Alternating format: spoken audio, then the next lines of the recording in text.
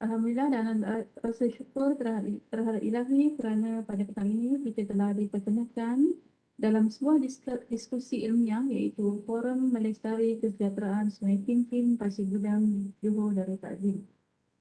Hadirin yang dimuliakan sekalian, bagi memberkati majlis forum kita pada petang ini, marilah sama-sama kita mulakan dengan bacaan Al-Quran Al-Fatihah.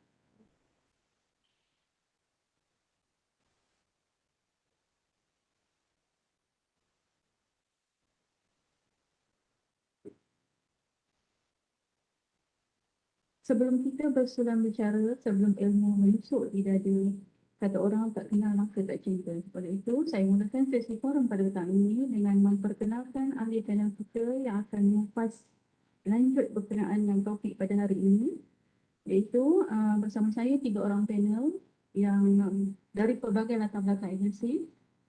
Panel pertama iaitu Cik Faizul bin Idris, Wakil Industri. Beliau merupakan Public Affairs Officer di World Malaysia Sdn Bhd dan juga ahli jawatankuasa FMM Environment Management. Panel yang kedua, Cik Noim Haq, dia merupakan ketua penolong pengarah JAS dan juga merupakan pelajar pasca siswa ZAF Fakulti Kejuruteraan Pembuatan Litem di Malaysia Melaka.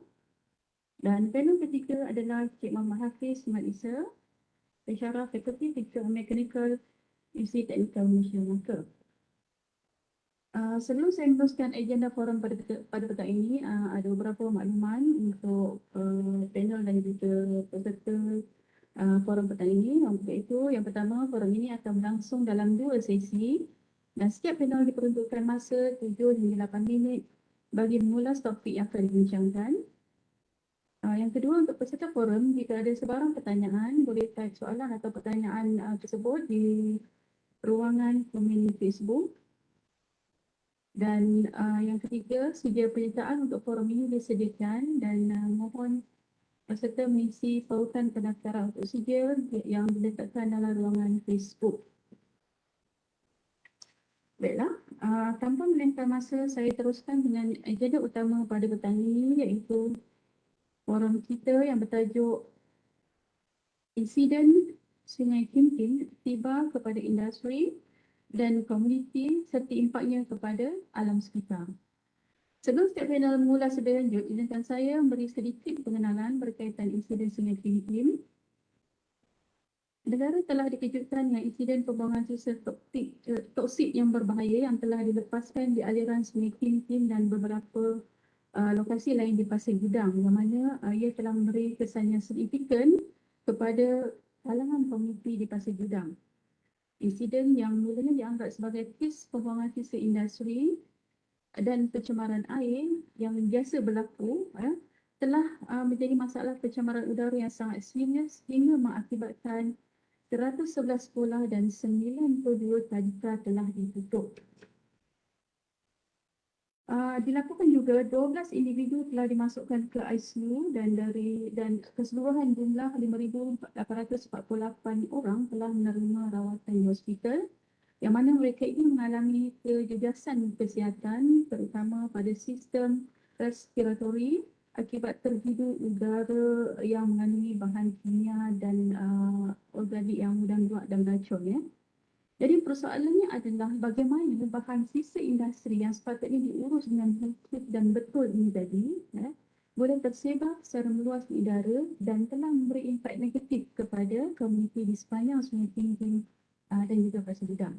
Jadi untuk membincangkan situasi ini, kita mulakan sesi forum petang ini dengan menjemput panel yang pertama iaitu Encik Faizul bin Idris sebagai wakil industri.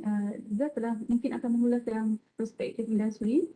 Itu Cik Faizul, apakah faktor yang memungkinkan sesebuah industri ini mengambil jalan mudah untuk membuang sisa industri secara ilegal ataupun tidak sepatutnya? Silakan Cik Faizul. Terima kasih Puan Siti Rohana. Nama saya Faizul. Assalamualaikum warahmatullahi wabarakatuh dan salam sejahtera. Selamat petang. Saya akan buat sesi dalam 2 bahasa, bahasa Malaysia dan juga bahasa Inggeris. Sebelum kita pergi ke arah tu, kita tengok dulu kepentingan sungai. Umum tahu yang sungai ini sebagai satu nadi kehidupan yang mana kita banyak ambil kita gunakan sungai ni sebagai salah satu sumber kita dapatkan makanan dan juga salah satu sumber utama untuk minuman ataupun air lah yang kita gunakan, air terawat semua kan. Gambar yang dekat atas yang nampak tu ialah gambar yang saya sendiri capture dekat tempat saya, Kelebang, Melaka. Di mana tu bot nelayan yang baru nak keluar pergi menangkap ikan lah dekat sekitar situ. Kebanyakan gambar yang saya guna yang dekat bawah tu pun itu daripada kredit daripada Google lah. Gambar ni JT Sungai Melaka. So maknanya benda ni juga digunakan untuk pelancongan dan juga pengangkutan. Gambar kat bawah tu lebih kepada pengangkutan. Tapi kalau kita tengok kepentingan sungai, secara umum satu saya cakap tadi sebagai nadi kehidupan. Baik daripada sumber makanan, baik daripada sumber minuman dan juga untuk pengangkutan. Masih lagi terdapat tempat yang dalam negara kita yang menggunakan sungai sebagai mod pengangkutan utama. Di samping itu juga kalau kita tengok, sungai ni bila kita bercakap tentang pelancongan, kebiasaannya orang lebih suka natural. Orang tak melancong pergi mall. Orang melancong pergi tempat yang nature, yang ada nature. So sungai kalau katakan rosak, so tak ada nature yang ada. Jadi benda tu kita kena faham dulu, maknanya baik dari segi industri ataupun perspektif industri ataupun perspektif community, kita kena establish benda tu dulu. Maknanya penting ke sungai ni? Ya, dia memang penting. Sebagai nadi kehidupan yang mana ada orang menggunakan dia sebagai sumber pelancongan dan juga membantu dari segi pengangkutan. Next slide, Puan. Okey. Bercakap tentang dumping ataupun illegal dumping. Dumping, pembuangan sampah, pembuangan apa pun is dumping lah. Tapi when it comes to illegal dumping, um, first and foremost, it's supposed not to happen lah. Dia sebagai salah satu irresponsible act of a human being. Kita duduk dalam dunia, berada dalam dunia ni, kita kena bertanggungjawab kepada alam sekitar. So kalau kita buang sampah merata-rata, kalau kita pollute the environment, secara tak langsung kita tidak melaksanakan tanggungjawab kita. So kenapa orang buat benda ni? Kalau macam contoh, kita nak buang sesuatu, ada orang dia akan gunakan sekeliling dia sebagai dia punya dumping ground. Apa benda yang dia nampak, mungkin dia just buang belakang rumah saja sampah dia, ataupun dia buang aja dekat dalam sungai ataupun dalam longkang depan rumah dia. Kenapa dia buat macam tu? Salah satu faktor yang kita jangkakan ialah sebab mudah. You keluar je rumah, you angkat sampah, you buang. Ataupun sambil lalu dekat jambatan, angkat, buang. Saya rasa ada beberapa video yang viral sebelum ni yang menunjukkan kenderaan buang sampah daripada kereta. Dan benda tu memang saya rasa kebanyakan netizen semua marahlah benda tu. So maknanya umum tahu memang tak boleh buat benda tu. You're supposed not to do. And why these people choose to do? Mungkin sebab mudah. Dan kita tengok juga, kalau kita fikirkan dari segi pembuangan sampah ni, kalau macam kita perumahan, biasanya kita akan bergantung kepada local authority untuk menguruskan pengangkutan sampah kita. Tapi dari segi industri, kita ada sebahagian waste kita yang memang kita gunakan local authority, sebahagian waste kita gunakan ejen yang berdaftar untuk angkat kita punya waste, sama ada normal waste ataupun schedule waste. Tapi dengan buang sendiri dekat sungai ataupun dekat tempat pembuangan sampah, cost dia very minimum because you kena charge lori sahaja. Tidak silap lori pun you punya sendiri, you just hantar je ke tempat pembuangan sampah. Dan benda tu more or less kita boleh kata sebagai percuma. No cost involved. Berbalik kepada mudah, percuma, kenapa kita pilih jalan dua ni? Kita tanya balik diri kita, adakah sikap kita? Sebab macam sampai satu masa, kalau katakan kita nak buang even benda kecil pun dekat jalan, kita rasa bersalah. Jadi itu merupakan perubahan sikap kita daripada tak ada bertanggungjawab kepada yang bertanggungjawab. Kenapa benda-benda macam ni semua berlaku? Maknanya kita mudah buang barang, buang sampah merata-rata. Bukan buang sampah, maknanya buang sampah merata-rata ataupun so-called illegal dumping atau pembuangan sampah yang tidak terurus. Mungkin tiada ataupun kurang kesedaran.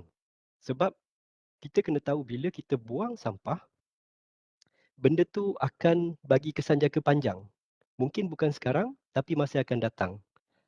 So benda tu bergantung juga pada kita untuk kita predict benda tu untuk berlaku. Sebab macam ada sebahagian barang yang dibuang macam contoh di Sungai Kim Kim, dia buang chemicals. Bukan sekarang, tapi after period of time, after a certain period of time, benda tu jadi disaster. Saya panggil benda tu sebagai disaster. It's an environmental disaster. It's a national disaster in fact. Sebab too many consequences berlaku disebabkan benda macam ni. So pada saya Puan tadi menjawab soalan Puan, probably this would be the four main factors lah yang membolehkan kenapa individu ataupun industri pilih jalan untuk buat illegal dumping ni. Terima kasih Puan. Terima kasih pada Cik Fazul. Mungkin kita boleh simpulkan kat sini bahawa sikap ni bukan sebenarnya sikap dari dalam konteks masyarakat dalam industri, tetapi juga masyarakat di luar juga yang perlu ada kesedaran tentang perlunya membuang itu di tempat yang sepatutnya. Okay, seterusnya kita beralih kepada panel yang kedua, iaitu Cik Anwar Ishak. Beliau berdasarkan kepada pengalaman beliau sebagai ketua penolong pengarah IJAS ni, mungkin boleh menyatakan apakah bentuk kawalan atau perundangan yang sedia ada jika berlaku situasi ini, maksudnya apa yang tindakan segera yang boleh dilakukan, tentunya di pihak jasa ataupun yang berkaitan dengan apa yang menjaga alam sekitar ni tadi. Kita Encik Anwar. Ya, auzubillahi minasyaitonirrajim. Bismillahirrahmanirrahim. Terima kasih kepada Puan Siti Rohana, rakan-rakan panel, Encik Faizul dan Encik Hafiz. So sebelum saya nak teruskan kepada intipati yang kita akan bincangkan pada hari ini, saya nak kongsi sikitlah pengalaman saya semasa kes di Sungai Kim Kim tu. Maksudnya pada tahun 2019 Mac lepas, saya ada diberi peluang lah untuk dapatkan sedikit maklumat dalam tim teknikal kimia tu untuk kita buat survey dan sebagainya. Ni saya just nak kongsi pengalaman dan juga ucapan terima kasih kepada rakan-rakan yang ada dalam gambar tu. Okay, next one. Okay, so untuk sesi pertama ni saya cuba highlightkan 4 perkara penting, iaitu macam Cik Faizul rumuskan tadi berkaitan dengan industri industri disaster. Apakah mekanisme yang boleh menangani isu industri disaster di Malaysia, dan environmental legislation ataupun perundangan yang ada di Malaysia dalam skop ataupun konteks yang luas untuk kawalan terhadap alam sekitar. Sedikit maklumat berkaitan dengan proses ataupun basic industri, dan juga apa current EDSS, maksudnya Environmental Decision Support System yang ada di Malaysia yang digunapakai oleh autoriti, jabatan dan juga pihak industri. Okay, next one. Alright, untuk next slide, kita akan bincangkan berkaitan dengan industri disaster. Sebab kita tengok kes Sungai Kim Kim sebenarnya satu kes yang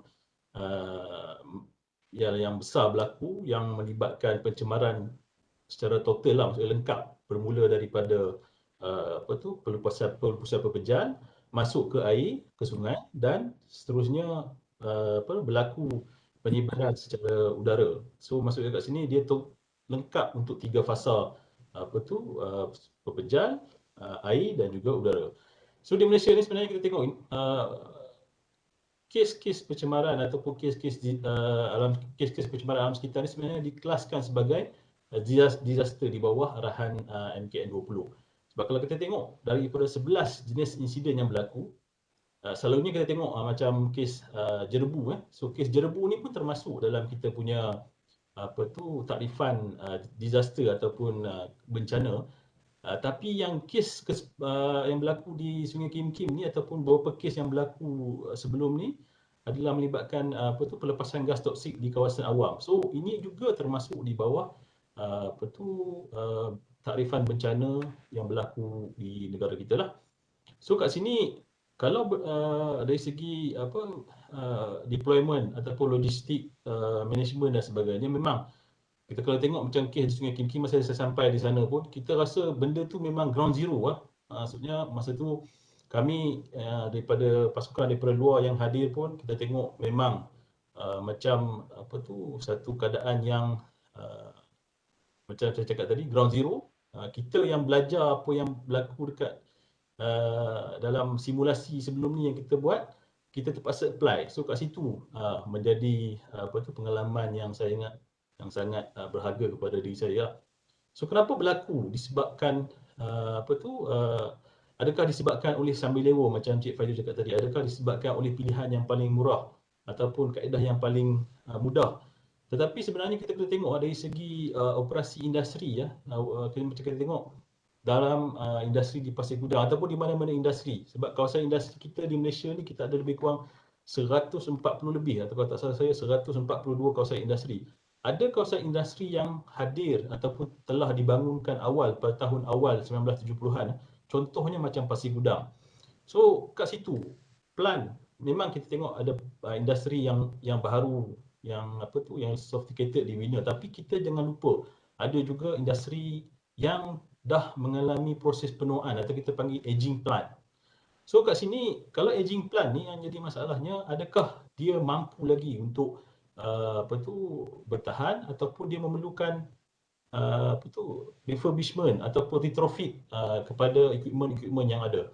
Dan yang paling menyedihkan, adakah kejadian ni dijalankan secara purpose, maksudnya secara niat untuk melakukan pencemaran alam sekitar. Tu bahasa undang-undangnya dengan niat ni mila fidya, maksudnya dia ada niat untuk melakukan kesalahan itu.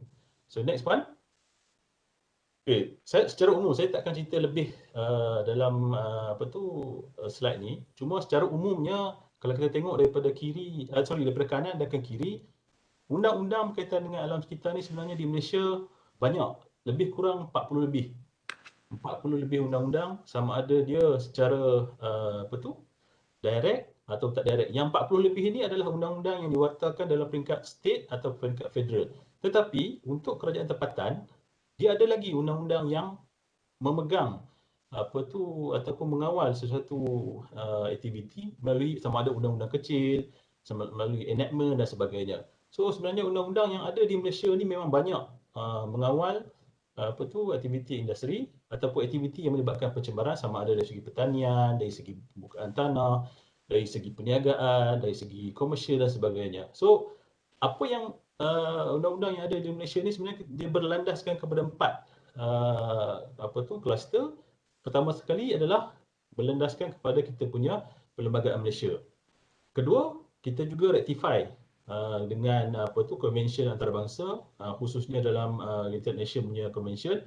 Contoh macam protokol Montreal Protocol, kita ada konvensyen Minamata yang baru ni, dan kita ada lagi banyak obligasi-obligasi yang perlu kita maksudnya Malaysia perlu rectify dan juga patuh. Selain daripada itu, kita ada juga keperluan untuk mematuhi Commonwealth punya obligation dan ASEAN. So ASEAN yang sebagai contoh adalah untuk transboundary haze. So ada banyak legislation yang ada di Malaysia. Dan untuk sektor alam sekitar juga sebenarnya ada banyak lagi. Saya simpulkan ada 8 sektor di sini. Dan kalau kita fokuskan untuk water ataupun groundwater pollution, dalam bentuk undang-undang saja dia ada 2. Satu adalah undang-undang dan satu adalah guidance.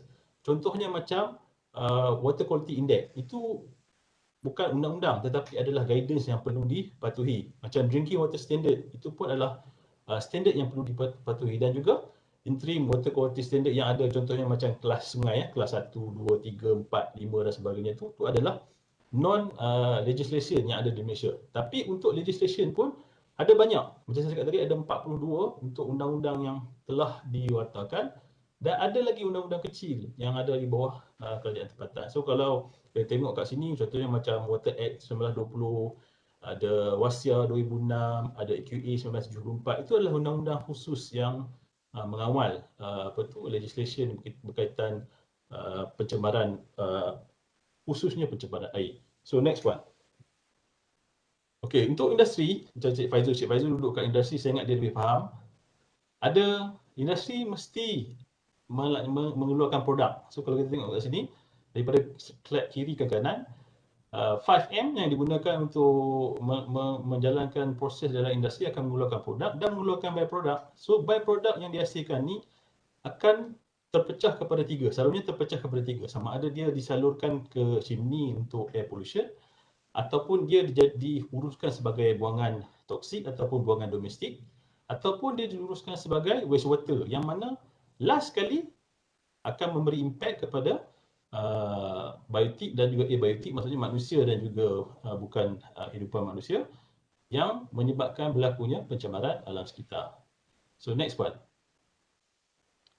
Okay, so saya nak cerita sikit berkaitan dengan EDSS ataupun Environmental Decision Support System. Sebenarnya di Malaysia, di industri di Malaysia bukan tak ada sistem. Dah ada banyak sistem yang kita buat yang dibangunkan oleh pihak kerajaan dalam stage monitoring. Contohnya macam IPU, kita boleh tengok situasi jerebu dan sebagainya. APIMS ataupun Air Pollution Index monitoring system. Kita boleh tengok kita punya nilai nilai API.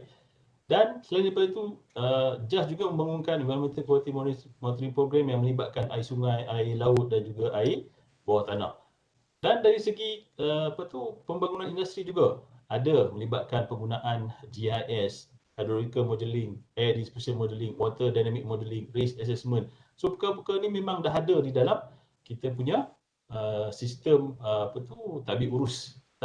Tetapi apa yang berlaku, walaupun kes ini kes terpencil, sekali berlaku, tetapi impak alam sekitar ni, kalau kita tengok dari segi alam sekitar ni, kita bukan nak tengok taburan secara normal, kita akan tengok taburan secara abnormal. Maksudnya yang abnormal itulah yang akan menyebabkan isu penurunan kualiti hidup, isu terancamnya nyawa dan sebagainya. So kat sini saya senaraikan juga untuk operasi kilang ada banyak.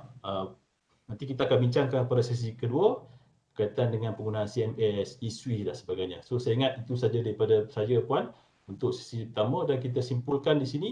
Saya boleh simpulkan di sini ada 2 rujukan yang tuan-tuan boleh tengok. Satu dari segi senario Sungai Kim Kim itu ada satu laporan daripada ASM, Akademi Sains Malaysia, dan untuk perundangan di Malaysia ada satu buku yang dinamakan sebagai Environmental Law di Malaysia, dan boleh tengok kalau ada minat kita boleh bacalah. So untuk sesi satunya saya rumuskan ada 2 rujukan yang saya gunakan sebagai intipati dalam saya punya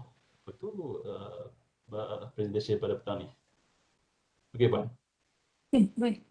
Terima kasih Cik Anwar. Kalau kita lihat tadi banyak sebenarnya undang-undang akta yang berkaitan dengan alam sekitar ni telah dibuat untuk menjaga, untuk setiap agensi yang terlibat lah untuk menjaga alam sekitar yang sepatutnya. Jadi berbalik pada situasi awal tajuk kita tadi, iaitu berkenaan industri ni, kita tidak maklum bahawa Environmental Mainstream Tool atau EMT adalah satu tool atau bentuk pemantauan sistem kawalan pencemaran alam sekitar bagi industri, khusus untuk industri di Malaysia. Jadi berdasarkan penindahan yang dibentangkan oleh Cik Fazil dan juga Cik Anwar tadi, mungkin Cik Hafiz boleh terangkan apakah itu EMT dan kepentingannya dalam pengurusan alam sekitar itu. Silakan Cik Hafiz. Okey, Assalamualaikum warahmatullahi wabarakatuh. Terima kasih kepada Puan Moderator, Cik Faizul dan Cik Anwar. Jadi pada petang ni telah Cik Faizul memberi pembentangan berkenaan dengan bagaimana pencemaran itu boleh berlaku, kenapa dia berlaku, dan Cik Anwar telah menerangkan beberapa sistem yang telah dibangunkan oleh Jabatan Alam Sekitar bagi memantau dan sebagainya. Jadi pada petang ni kita nak bincangkan apa sebenarnya peranan industri yang boleh dilaksanakan, apa arahan yang telah pihak Jabatan Alam Sekitar berikan kepada industri supaya pihak industri boleh amalkan. Jadi kat sini saya nak bagi satu kaedah yang dipanggil Environmental Mainstreaming Tool. Jadi ini adalah topik-topik yang akan saya cover untuk petang ni, untuk sesi pertama saya akan cover tentang apa yang dimaksudkan dengan EMT dan kenapa ianya penting untuk dilaksanakan di industri. Jadi sesi kedua saya akan kupas berkenaan dengan faedah dan faktor kejayaan pelaksanaan EMT di industri. Okay. Next. Jadi EMT ni adalah suatu pelaksanaan agenda pengurusan alam sekitar yang menyeluruh di sesebuah industri yang melibatkan komitmen daripada pengurusan tertinggi dan juga pekerja-pekerja yang ada di dalam kilang. Maksudnya daripada top management sampailah orang bawah, sampailah technician. Dan dalam EMT ni juga ada elemen transparansi yang mana ianya boleh mengukuhkan hubungan di antara komuniti dan industri. Industri have to be transparent. Kena transparent terhadap komuniti. Dan komuniti kena ambil tahu apa yang industri buat. Supaya dia tahu apa ada masalah dekat kawasan dia tinggal dan sebagainya lah. Alright. Itu yang pertama. Yang kedua, EMT ni berkonsepkan pematuhan kendiri atau dalam bahasa Inggerisnya adalah self-regulation.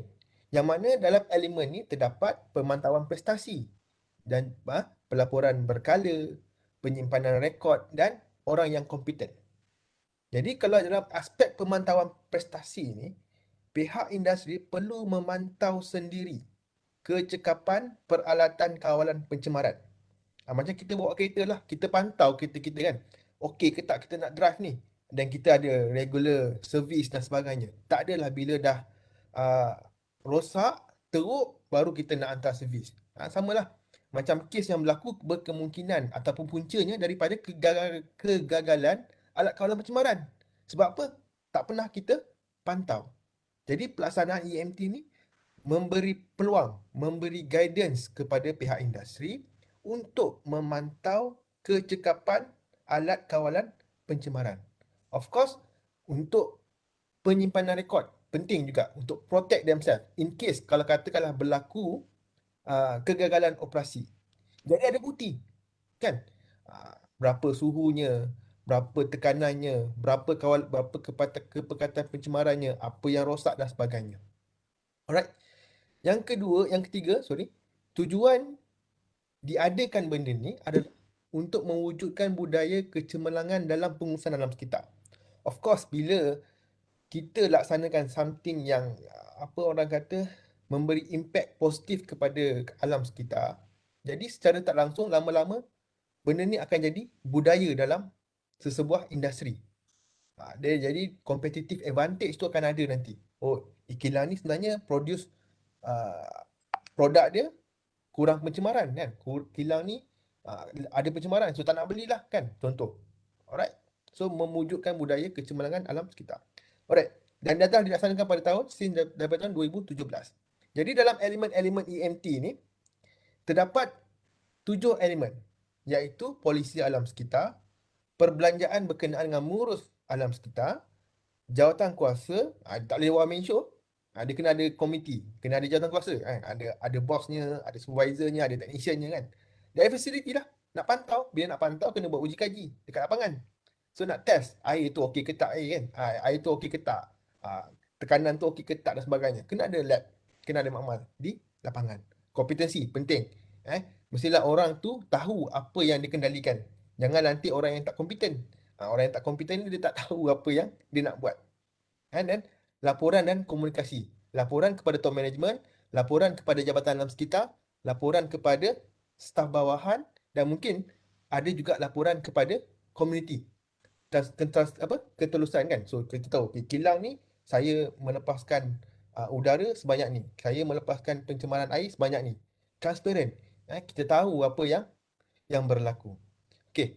Next. Yang ni okay. Yang ni je. Alright. Okay. Saya rasa yang ni saja dulu untuk tentang environmental management tu. Okay, next saya akan kupas apa faedah dia. Alright. Okay, terima kasih. Okay, terima kasih Cik Hafiz.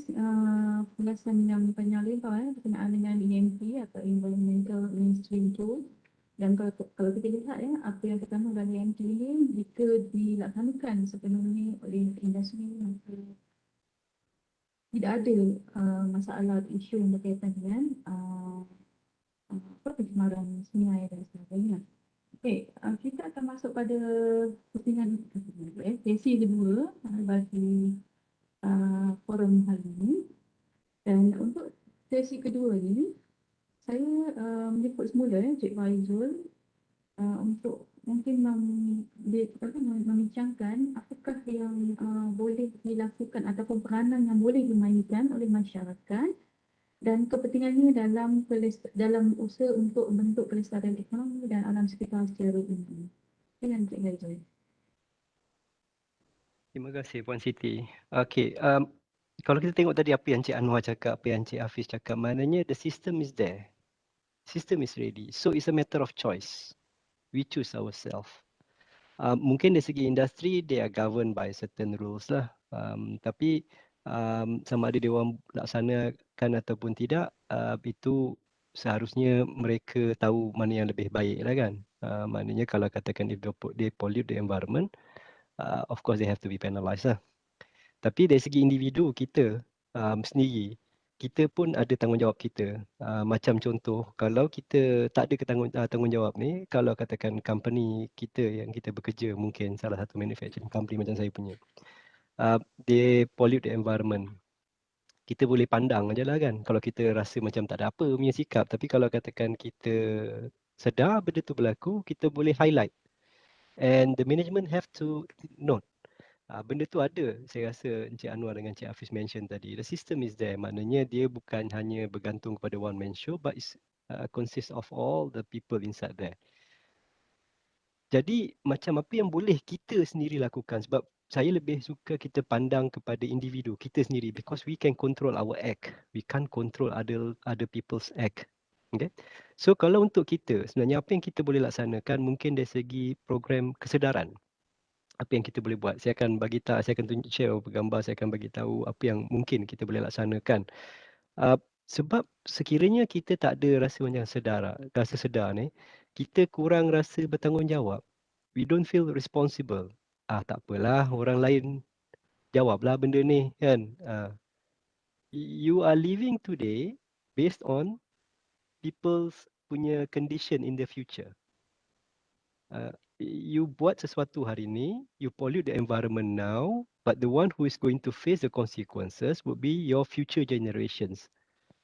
Anak-anak, cucu-cucu kita yang akan rasa benda tu. Jadi kalau kita tak ada rasa bertanggungjawab benda tu, maknanya kita tak ada rasa bersalah pun. We will just live as normal. Tapi kalau kita ada rasa tanggungjawab, kita akan rasa bersalah. Nak buang sampah pun rasa, okey lah, buanglah proper. Nak kena segregate sampah ke, ada minyak, jangan buang dalam longkang sebab nanti lama-lama longkang akan rosak, akan sumbat semua. Jadi ini merupakan perubahan sikap. Bila kita cakap tentang sikap dalam satu family, maknanya mungkin ketua keluarga perlu buat benda ni bersama keluarga. Contoh macam kalau kita boleh buat program antara family kita, bila kita pergi camping ke, pergi jogging ke, kita nampak ada sampah, kita kutip. Sekarang kalau banyak tengok campus, dia orang pergi camping, kalau betul campus dia orang pergi camping, dia orang kutip sampah dia orang sendiri dan dalam masa yang sama dia bersihkan kawasan sekeliling. Itu menunjukkan bukan apa yang dia buat tu baik, tapi itu menunjukkan orang sebelum tu yang camping dekat sana tak buat benda yang baik. Dia orang tinggalkan aja sampah kat situ. So perubahan sikap untuk benda tu perlu ada. Kemudian kita juga kena tengok macam apa aktiviti komuniti yang kita boleh buat supaya kita boleh timbulkan rasa tanggungjawab kita dan sayangi alam sekitar. Sebab ada beberapa aktiviti yang telah pun dilaksanakan sama ada secara oleh individu atau komuniti ataupun dari segi pihak kementerian. Okey, saya share ni. Gambar ni daripada Datuk Zaini Ujang. Datuk Seri Zaini Ujang. Dia KSU KASA sekarang. Ni kredit gambar daripada dia sendiri. Saya ambil, saya tak beritahu dia lagi, saya pinjam gambar dia. Tapi it's a good initiative. Maknanya dia buat program kemaskan sungai. Dia pakai dia punya suit tu, dia masuk sungai, angkat sampah sendiri, buang. Dia kemaskan. Jadi kita tengok impact dia apa yang dia buat dekat sini. Satu, of course lah sungai akan bersih. Yang kedua, of course lah kalau dah KSU kementerian turun, of course yang orang bawah pun akan ikut turun kan. Tapi bila masyarakat sekeliling nampak benda ni berlaku, dia orang nak buang sampah pun dia orang akan teragak-agak, ish, orang lain buang sampah aku pula buang sampah dalam sungai ni. So it's a kind like a responsibility lah. Dia akan rasa macam bersalah. Unless kalau macam kita ni memang tak ada perasaan, mungkin kita tengok tak heran kan. Tapi kalau saya yang nampak, saya tengok, saya rasa macam saya nak beli je seluar macam MBU yang panjang tu, saya nak masuk sama buat kutip sampah ni. Kemudian kalau kita tengok sungai is sungai. Dulu macam saya tunjuk gambar sebelum tadi, orang gunakan sebagai pengangkutan, kita nampak orang tangkap ikan, tapi benda tu makin kurang sebab apa? Kita dah semakin maju. Dulu kalau kita mungkin beli ikan dekat tepi sungai, sekarang kita beli ikan dekat pasar atau supermarket. Jadi mungkin awareness tu dah kurang. Tapi apa yang kita boleh gunakan balik untuk sungai? So apa yang saya nampak dekat sini macam sungai, kebanyakan sungai yang sekarang ada, kebanyakannya diorang yang elok lah, sungai yang proper lah untuk diorang transform daripada normal sungai pergi kepada produk pelancongan. Saya bagi contoh nanti dekat saya punya next slide, saya bagi contoh apa yang berlaku dekat Melaka lah. Dan dalam masa yang sama kita cuba manfaatkan juga apa yang kita boleh buat aktiviti di sungai. Contoh seperti perkhemahan, riadah, sukan, apa yang kita boleh buat. Tujuan kita buat benda ni supaya people are aware that sungai is available. It's there. Dan kita kena jaga. Kalau katakan kita tak ambil maklum, kita pun tak heran. Tapi bila kita nampak ada aktiviti, ada apa, kita pergi, baru kita sedar sungai tu ada. Sometimes we take things for granted. Okay. Kalau you tengok gambar dekat atas belah kanan, itu ialah gambar di Sungai Melaka. This was taken about a year ago lah. 10 years ago, 10 tahun dulu, lain rupa dia. Sungai ni teruk. Orang buang sampah daripada rumah dia orang ke dalam sungai. Tapi sekarang, orang nak menghadap sungai sebab sungai itu lawa. Tapi kerajaan menghabiskan berjuta ringgit nak transform sungai ni daripada tak ada apa-apa kepada something yang cantik. Kalau tengok gambar atas tu dengan bawah tu, atas tu ialah keadaan sekarang, bawah tu gambar dulu. Gambar dulu sebelum develop lah. Tapi kalau you tengok gambar masa tahun 1980-an, saya rasa you tak lalu nak makan dekat situ. Dengan bau dia, dengan kotor dia, dengan orang buang sampah, buang air kumbahan semua ke dalam sungai. Ada satu projek dekat Melaka, hasil daripada Sungai Melaka ni, ada satu taman. Sebahagian daripada dia orang punya backyard kena ambil untuk kawasan pembangunan tepi sungai. Belakang rumah So, bila sungai dah cantik, apa yang dia orang buat? Belakang sungai, belakang rumah dia orang tu, dia orang cantikkan dan dia orang buat sebagai front facing. Sebab biasanya kalau kita ada rumah, ada depan, pandang belakang, kita akan jaga bahagian depan aja. Bahagian belakang ni kita letak rak lah macam benda yang tak pakai kita letak.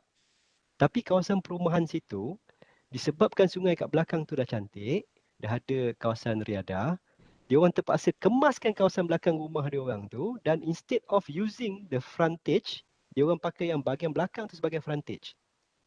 Taman Rumpun Bahagia. Kalau siapa dekat Melaka, pergilah tengok. It's really a transformation. See what nature can do to people. Gambar yang kat sebelah kiri tu, okay, tu gambar saya ambil sendiri kat sungai. Saya pergi jogging, saya pergi lari pagi-pagi, saya tengok ada gambar ni. Saya bukan nak tunjuk ada biawak dalam tu lah. Tapi, you tengok, kita boleh nampak badan dia dengan air dia yang bersih. Tuan-tuan, perempuan, kalau dulu, 10-15 tahun dulu, kalau nampak pun mungkin nampak kepala kat depan aja. Sebab air tu macam air Nescafe pekat tu. Nescafe susu pekat tu.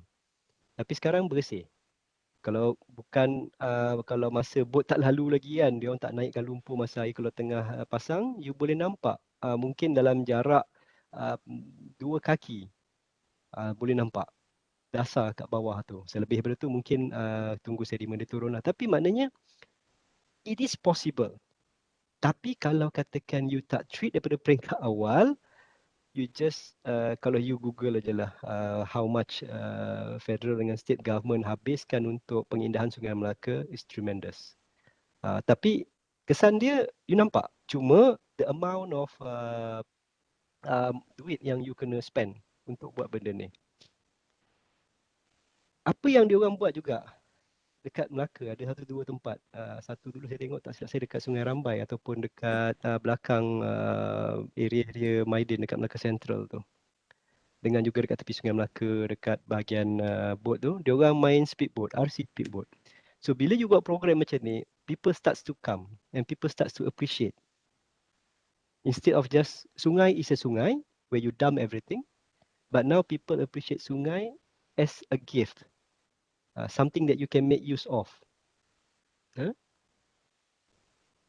rasa benda ni bukannya asing bagi kita lah.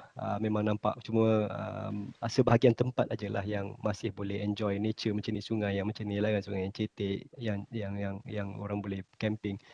Tapi benda ni kalau you tak preserve, tak akan berlaku. Kalau tengok sekarang, semakin banyak campsite dibuka yang tepi sungai. Kalau dulu tepi orang kalau ada tanah tepi sungai, orang banyak tahu je tanam pokok durian dia tinggalkan. Sekarang ni dia started to transform this area into a campsite. Tapi sikap kita pula lah. Janganlah kita pergi sana, kita dah camping, kita buang sampah dalam sungai, kita tinggalkan sampah dekat tepi pokok kan.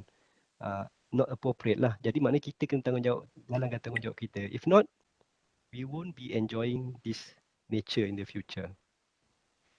Saya dah bercakap tentang produk pelancongan tadi, apa aktiviti yang kita boleh buat. Pasal penguatkuasaan, saya tak minta lah kita sebagai rakyat biasa ni, normal people ni buat penguatkuasaan pula ataupun bagi penalti atau hukuman kepada orang.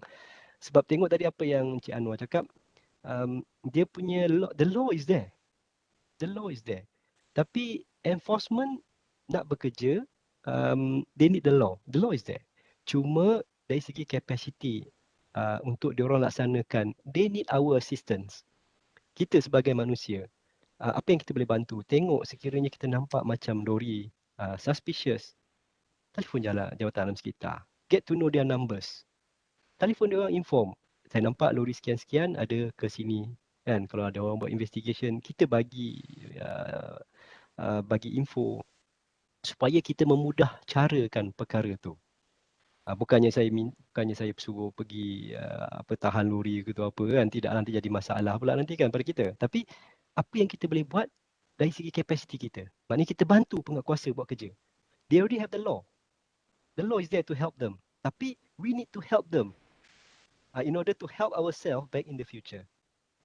So saya rasa itu mungkin yang saya boleh tampak lah dari segi perspektif Puan, kita diri sendirilah apa yang kita boleh laksanakan supaya benda ni dapat kita preserve in term of sungai punya tempat ni. Terima kasih Puan. Terima kasih Encik Faizal. Sangat menarik. Jadi menyentuh tentang Sungai Melaka tadi. Saya berhijrah ke Melaka tahun 1999. Sungai masih IT lagi lah. Jadi kalau kita lihat tahun 99 pun belum lagi berlaku transformasi sungai yang baik tadi. Hinggalah kepada 2021 sekarang. Jadi yang ke masa perubahan tu sangat lama. Jadi kesedaran tu memang kena sentiasa ada supaya boleh direalisasikan perkara yang baik ini. Menyentuh tentang perundangan akta. Jadi tadi Cik Faizal ada sentuh berkenaan dengan mudah carakan pelaksanaan perundangan dan juga mungkin apa-apa yang berkaitan dengan pengawasan undang-undang. Jadi saya untuk panel kedua Cik Anwar, adakah mungkin momentum kolaborasi antara pihak tak kira industri atau yang berkaitan alam sekitar ini boleh dikekalkan dan apakah mungkin tindakan yang boleh dilakukan dalam konteks meneruskan dan mungkin menambah baik kolaborasi ini tadi. Silakan Cik Anwar. Terima kasih Puan Siti Rohana. So macam Cik Faizul ulang tadi berkaitan dengan penguatkuasaan dan sebagainya, program-program. Sebenarnya dari segi program ni, kalau kita tengok untuk program yang Datuk Seri KSU Kasar terlibat ni, kita ada namakan program Denai Sungai Kebangsaan yang di-lead oleh Jabatan Pengairan dan Saliran lah. So program ni sebenarnya tahun lepas kita initiate di Kelantan sempena Hari Alam Sekitar Negara lah. So saya pun terlibat juga dalam program tersebut. So kita tengok memang kalau di Kelantan tu first time kita sebelum ni sungai, saya tak ingat nama sungai tu, tapi dekat dengan kawasan Kota Baru juga. Memang jadi meriah lah. Mungkin next package pelancongan di Kelantan ni akan sama macam di Melaka, insyaAllah. Dan dari segi penguasaan juga macam Cik Faizal ulang tadi, maklumkan tadi mengenai impact ataupun pelibatan orang awam. So sebenarnya dalam Akta Kualiti Alam Sekeliling dia ada satu clause di bawah section, saya tak ingat section 50 lebih lah, yang memberi ganjaran kepada AMPOMA ataupun pemberi maklumat. So sebenarnya kita dah dah ada mekanisme untuk pemberi maklumat. Dan saya lupa nak cakap tadi, dalam 42 undang-undang berkaitan dengan alam sekitar ni, undang-undang yang paling banyak revise adalah Akta Kualiti Alam Sekeliling 1974. Kalau tak salah saya 12 kali. So itu menunjukkan bahawa Malaysia ni, orang Malaysia ni kita banyak prihatin dan juga ingin memastikan alam sekitar kita terjaga. Okey, berbalik kepada kolaborasi. So macam saya cakap tadi, sebenarnya industri dan juga autoriti kita dah ada pelbagai sistem yang diguna pakai ya. Contoh macam eSwiss untuk mendaftar untuk notifikasi inventory dan juga kaedah pelupusan pengatur jadual. Selain daripada itu kita ada OER. Maksudnya OER ni adalah Online Environmental Report yang setiap bulan ataupun sebenarnya dia setiap minggu pihak syarikat yang mempunyai SPEP, Sistem Pengelolaan Efluent Pendasaran, akan memberi laporan kepada pihak jabatan. So kita tengok kat sini, apa yang lompang yang saya nak highlightkan adalah berkaitan dengan maklumat terkini industri. So maklumat terkini industri ni penting untuk JAS dan juga autoriti, khususnya pihak pengurusan tempatan dan juga agensi support kita, contoh macam JKKP, JPS dan lain-lain agensi, untuk kami tahu apa raw material yang terkini, kaedah proses yang diubah ataupun dimodifikasi, apa bentuk byproduct yang ada dan apa control equipment yang telah diguna pakai. So maklumat-maklumat ni penting untuk pihak industri laporkan kepada pihak jabatan bagi kita mengenal pasti hotspot. Sebab saya cakap tadi, dalam kawasan industri kita perlu tahu hotspot. Sebab tak ada kawasan industri yang tak ada pembangunan perumahan di Malaysia, dalam konteks Malaysia. So, kalau kita tengok, kawasan industri yang wujud adalah kawasan industri yang akan menjadi kluster ataupun pembangunan bandar baharu kepada satu tempat. Selain daripada itu juga kita nak dapatkan, maksudnya kat sini, kolaborasi untuk chemical dan toxic waste. Chemical ni sebenarnya diguna pakai dalam sebagai raw material, macam saya cakap tadi. Tetapi byproducts yang dijana dalam bentuk toksik ni perlu diselaraskan. So kat sini kita tengok kaedah verifikasi sama ada melalui kelas ataupun kita panggil peraturan pengelasan pelabelan helaian data keselamatan bahan kimia berbahaya OSHA 1994. Sebenarnya dia kena collaborate dengan Schedule Waste Regulation 2005. Maksudnya input tu perlu dikawinkan. Maksudnya ada kolaborasi kedua-duanya sekali untuk memudahkan pihak autoriti dan pihak industri mengenal pasti sekiranya berlaku insiden tumpahan sama ada secara tak sengaja ataupun secara kemalangan. So benda tu perlu ada. Dan selain daripada itu juga, pihak PBT atau dengan kerjasama pihak JAS dan sebagainya, kita perlu enhance lagi kita punya kaedah air quality modelling. Untuk kes Pasir Gudang, kita nampak keperluan untuk ada gas chromatografi equipment yang boleh menganalisa jenis-jenis gas yang lebih banyak sebab dia ada data bank yang lebih banyak, dan juga melalui kaedah FID atau PID yang lebih reliable lah. Okey, selain daripada itu juga pihak industri yang disyaratkan untuk menggunakan pakai CMS, Continuous Emission Monitoring System ataupun PMS, perlu melaporkan sekiranya berlaku apa-apa kerosakan. Sebab saya cakap tadi, dalam industri kita ada masalah aging plant. So sekiranya berlaku bencana walaupun dalam tempoh 30 minit, sebenarnya dalam segi peraturan udara bersih pun dia kena report, tetapi dalam tempoh 30 minit itu macam mana kita nak respon. So macam ni perlu diperhalusi dalam secepat mungkin, sebab macam saya cakap tadi, sistem dah ada, tapi macam mekanisme untuk kita perluaskan tu perlu dipanjangkan lagi. Selain daripada itu juga kerjasama industri dan universiti. Maksudnya tak kisahlah universiti ataupun institusi pengajian tinggi untuk mendapatkan data ambient air trajectory study. Kita ada banyak dynamic modeling. Contohnya air diffusion modeling. Saya tengok kat sini selalu yang kita pakai contoh macam Aloha, Airmode, CTDM+, OCDC, walaupun bentuk teknikal, tapi sekiranya kawasan industri itu memang padat. So perlu ada kolaborasi dengan industri dan juga universiti tempatan untuk kita dapatkan satu profil secara keseluruhan di kawasan industri. Sebab selama ni ambient trajectory study ni hanya dibuat dalam fasa pembangunan kilang. Dalam fasa EIA dia ada, tapi dalam fasa operasi benda ni tak ada. Okay, next one.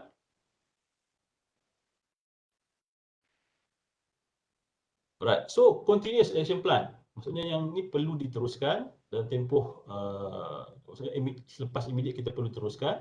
Kita perlu standardiskan apa itu definisi hazardous substance ataupun buangan berbahaya. Sebab di dalam EQA dan juga dalam OSHA dia tak sinkronis. So kita ada masalah dalam sistem, contohnya macam kami di Jabatan Alam Sekitar, kita tak dapat sinkroniskan raw material dan juga waste yang dijana dalam sistem. So kalau kita dapat sinkroniskan perkara ni dari segi pendaftaran, dari segi penggunaan dan juga pengkelasan, so saya harap sistem yang ada dalam ISWIS di JAS dan juga sistem pendaftaran di JKKP dapat diharmonikan dengan lebih baik. Selain daripada itu juga kaedah pelaporan, macam saya cakap tadi, kaedah pelaporan dalam peraturan memang dah ada. Untuk makluman, pindaan pada tahun 2012 dan juga pindaan terakhir untuk tahun 2014 ni pun telah meletakkan keperluan untuk pelaporan sekiranya berlaku sebarang bencana, yang mana kita perlukan maklumat-maklumat ni untuk trace back. So yang jadi masalahnya sekiranya tidak berlaku pelaporan. So itu yang menjadi masalah kepada agensi untuk trace back isu-isu yang berlaku. Dan yang paling penting adalah macam saya cakap tadi, macam mana kita nak letakkan industri ini sesuai dalam kita punya kawasan perumahan. Sebab kita dah ada garis panduan. Plan Malaysia ataupun Jabatan Perancang Bandar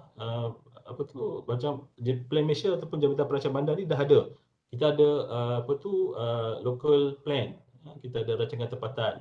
So sebenarnya rancangan tempatan yang ada ni bukan sekadar satu peta yang kita kena follow, tetapi ia perlu menggunakan elemen-elemen decision support system untuk membantu agensi bagi memastikan peletakan, pengoperasian dan sesuatu industri dan kesesuaiannya dengan kawasan perumahan tu ataupun kawasan kediaman mengikut kaedah ataupun mempunyai buffer zone yang mencukupi. Dan last sekali macam Cik Faizal cakap, kita ada perlu teruskan education, kita kena enhancekan community, memberi sedikit maklumat ataupun mengenal pasti champion kawasan tu siapa.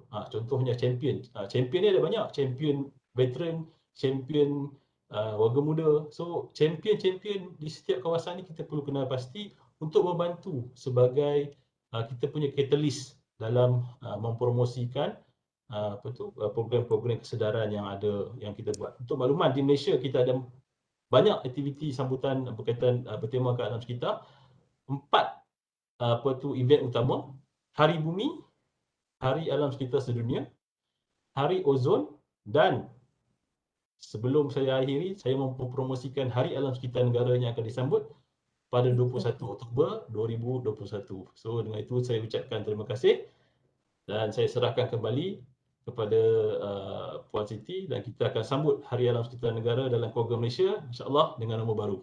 Sekian, terima kasih. Assalamualaikum. Terima kasih Cik Anwar. Okay. Jadi banyak info berkenaan dengan juga akta-akta yang berkaitan dengan alam sekitar tadi.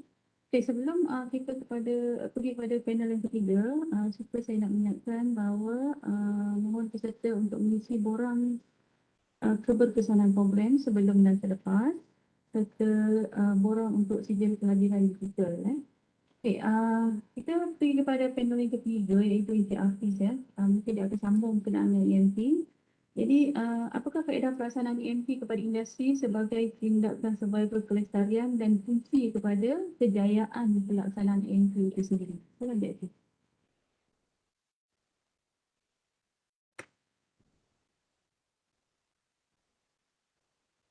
Hafiz. Mikrofon Dr. Hafiz. Ini adalah kepentingan pelaksanaan EMT di industri. Pertama sekali, bila kita laksanakan EMT, seperti mana yang Cik Anwar sampaikan tadi, ada banyak kaedah yang kita boleh buat. Ada banyak tools yang Jabatan Alam kita perkenalkan. Jadi bila kita laksanakan EMT ni, Environmental Mainstreaming Tool ni, pertama sekali, kita boleh pantau alat kawalan pencemaran kita dengan lebih baik dan berkesan. Dan dapat mencegah daripada kegagalan sistem pengurusan alam sekitar tersebut. Tak kisahlah sistem pengurusan pencemaran air, sistem kawalan pencemaran udara, sistem pengurusan buangan terjadual. Sebab gagal itulah yang berlakunya pelupusan haram tadi tu. Sebab gagal tadi itulah yang berlakunya pencemaran air yang tidak dapat dia terkawal. Jadi bila kita pantau, of course insya-Allah boleh mencegah kegagalan daripada sistem pengurusan alam sekitar itu sendiri. Yang ketiga, of course bila kita pantau dan kita boleh detect any apa orang kata kerosakan yang akan berlaku, so insya-Allah benda ni boleh menjimatkan kos operasi pihak industri itu sendiri. Kan? Kalau katakanlah tak dapat nak pantau, tak pantau, macam mana nak tahu apa kerosakan yang mungkin akan berlaku? Jadi bila dah berlaku kerosakan, lagi banyak kos yang perlu dikeluarkan. Dan seterusnya, dengan pelaksanaan EMT ni bukan sahaja memudahkan industri untuk memantau dia punya keberkesanan, memantau nak tahu trend dia, macam mana performance dan sebagainya, tapi juga membantu pihak Jabatan Alam Sekitar membuat kajian. Macam tadi Cik Anwar ada menceritakan tentang pelbagai modeling-modeling yang dibangunkan oleh GIS lah, macam-macam lah kan. Jadi data-data ni sebenarnya penting untuk pihak Jabatan Alam Sekitar, bukan sahaja memantau pematuhan kilang tersebut, dan ianya penting untuk membuat perancangan pada masa akan datang. Macam Cik Fazul kata tadi itulah, kita ni pinjam apa yang generasi akan datang nak nikmati. Kan, resources yang ada pada hari ni kita pinjam daripada diorang. So, kita kena pastikan resources ni cukup untuk kita dan cukup untuk mereka, generasi pada masa akan datang. Jadi dengan pengurusan data yang sistematik, kita boleh plan kawasan tu sesuai ke tidak sesuai, nak tambah kilang. Kawasan tu dah congested dengan kilang ataupun tidak. Kat mana lagi nak pasang kilang, berapa buffer zone-nya. Jadi pengurusan data yang lebih sistematik. Dan akhir sekali, dengan pelaksanaan EMT ni, of course, membantu pihak Jabatan Alam Sekitar meningkatkan pematuhan kepada perundangan. Kan? Kita tak nak lagi lah dengar saban hari, saban tahun, ada saja kilang yang tak pantau. Tak patuh kepada peraturan. Okay? Next. Right. So inilah antara faedahnya.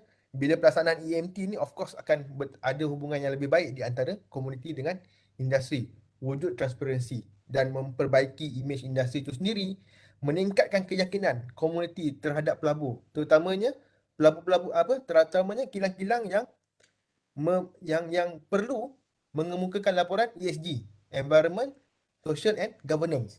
Pelabur-pelabur dekat luar sana tu nak lihat, kalau nak melabur, dia nak tengok kilang tu atau company tu, syarikat tu ada ESG report ataupun tidak. So kalau tak ada ESG report, siapa nak melabur? Sekarang ni orang tengok Bank Dunia kalau nak bagi pinjaman wang dan apa sebagainya, funding ke apa ke, nak tengok berapa banyak karbon yang dikurangkan. Berapa banyak carbon emission yang berjaya dikurangkan. Jadi kat sinilah advantage kilang-kilang yang ada transparansi ataupun ketelusan. Dan of course dengan adanya laporan ESG, komitmen memberi ketelusan dengan komuniti, of course akan ada aduan lah. Kita tak nafikan aduan ni akan ada. People will keep on complaining. So dekat situ kilang will take that aduan tu sebagai positif untuk membuat sesuatu yang lebih baik. Okay, last sekali Puan Siti.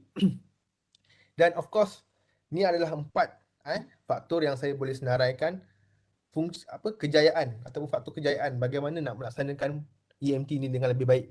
Of course, apa yang saya nyatakan di sesi pertama tadi, komitmen daripada pengurusan tertinggi itu adalah penting. Kalau katakanlah tiada komitmen daripada pengurusan tertinggi, macam mana anak buah nak buat kan? So bos kena mula dulu. Kena ada arahan. And then kalau tak tahu, tanya pihak JAS. Mereka ni sangat amat membantu kilang-kilang untuk lebih patuh untuk mematuhi perundangan. Jadi kolaborasi dengan Jabatan Hospital tu perlu diteruskan. Dan of course, prosedur kerja yang jelas. So bila dah ada laksanakan EMT ni, kena ada sistem. Kena ada sistem. Jadi bila ada sistem, working instruction yang jelas, apa yang nak direkodkan jelas, apa yang nak analisis jelas, apa yang nak ditambah baik, jelas. Okay, last kali, of course, ini saya tak nafikan lah. Orang yang nak buat kerja ni dekat industri, perlulah orang yang kompeten. Perlulah orang yang kompeten. Bolehlah daftar pergi training untuk schedule waste manager ke, air pollution certified environmental professional for bag filter untuk kawalan pencemaran udara, certified environmental professional untuk sistem kawalan pencemaran air dan sebagainya. So jadilah orang yang kompeten, insya-Allah bukan sahaja kita boleh menjadi orang yang kompeten dekat industri, maksudnya kita layak untuk jaga kawalan, tapi pada masa yang sama kita dapat menambah ilmu untuk kebaikan kita ataupun faedah kita pada masa akan datang. Jadi saya rasa ini saja perkongsian daripada pihak saya pada petang ni. Saya serahkan balik kepada Puan Siti Rohana.